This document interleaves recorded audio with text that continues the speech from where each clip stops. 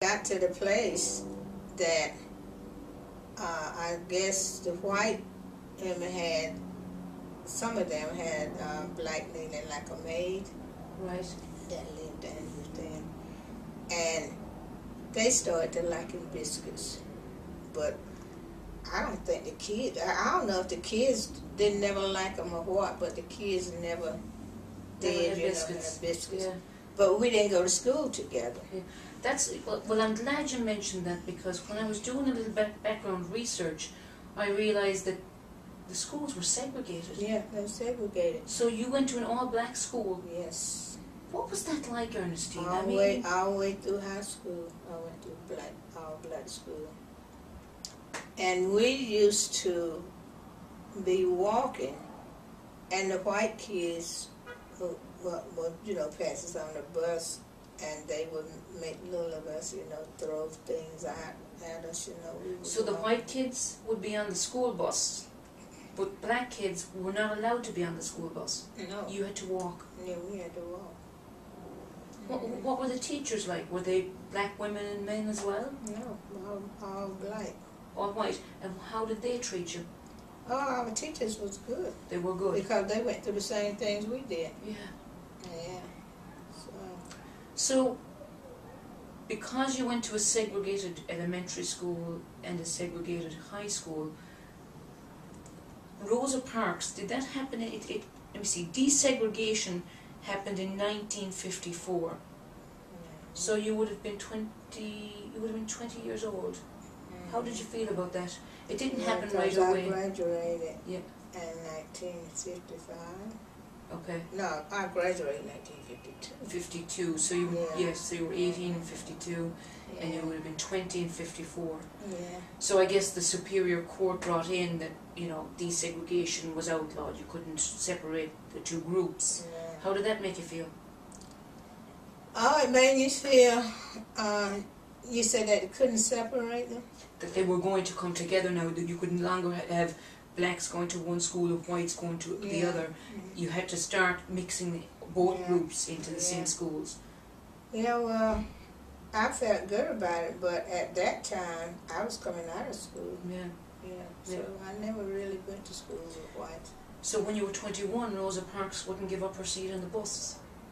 That's a significant part of civil rights. Do you remember that? Yeah. Oh, yeah. I remember that. Talk to me about where you were when you heard that story. Where I was. Or when you first heard about it, how did you feel? I felt good. It must have felt good to a black woman to hear that a black woman was taking a stand against what was happening. Because, as I said, that's the reason I left home. Because I kept trying to show my stepfather how the white man was cheating him. Yeah. And we worked hard all year long. And when the end of the year come, after selling the cotton, the peanuts, the corn, tobacco, and I would say, well, you just come out even. Yeah. Or either he would give him maybe $200 or something like that. After all that hard work. After all that hard work. Yeah. And especially when you return to the fact that the young white girl was getting paid twice what you were getting paid. Yeah. And like when I was in high school, I used to, days like I come from school, and I would have to go and work in tobacco, like the dried tobacco. Yeah. I would have to go and work at their house and the tobacco to pay for my graduation ring and my cap and gown, for graduating and everything. And on Saturdays, I used to go, they had a big yard, and I had to sweep that yard, with the broom, like the little twigs to cut down in the woods, and tie them together to make brooms. The switches you take to make a brush to sweep the rooms, like a... Yeah, oh, wow. But this was sweeping the yard. Okay. And so, for me to have some money to spend, like on Saturday afternoon, Me and the other girls on the farm over there, lived down the road from us or something, we would get together, and if our mothers would let us, and we walk into town. Yeah. So in order for me to have money to, say, to go to the movie or to buy, popcorn or just a little money. Spending money, yeah. I had to go there, sweep the yard, and I would sweep the whole big yard. For how much? For about $1.25. And how big was the yard? As big as this complex? Well, not big as the whole complex, but say for instance, from the end of that building there, yeah, to about long here, and then go across and back. How long did it take you to do the job? Oh, it took me about close to over an hour and a half. An hour and a half for $1.25. Yeah.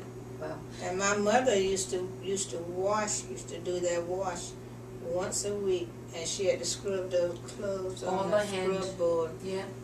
And sometimes they'd give her $3, or either, just like, they kill hogs and do, and salt the meat down and brown, yeah, to keep it, through the year. They used to do the same thing like that we did. Yeah.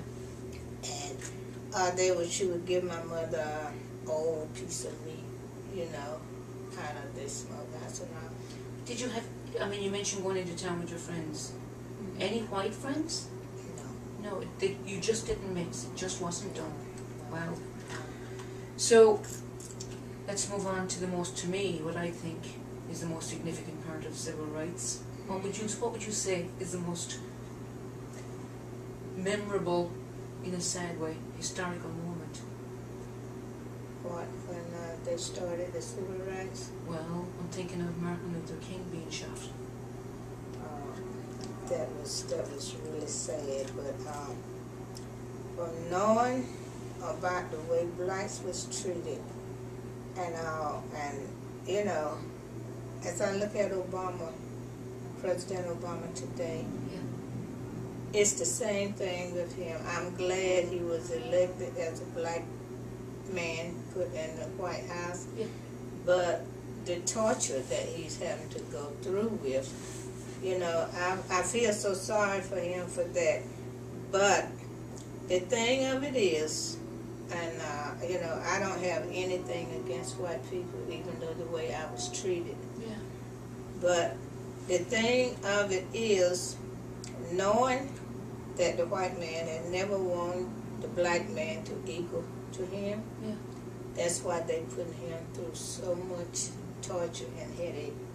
But I pray for him all the time, but it's one thing I love about him, is that what they say about him, what they try to do to him, he don't let it shake him.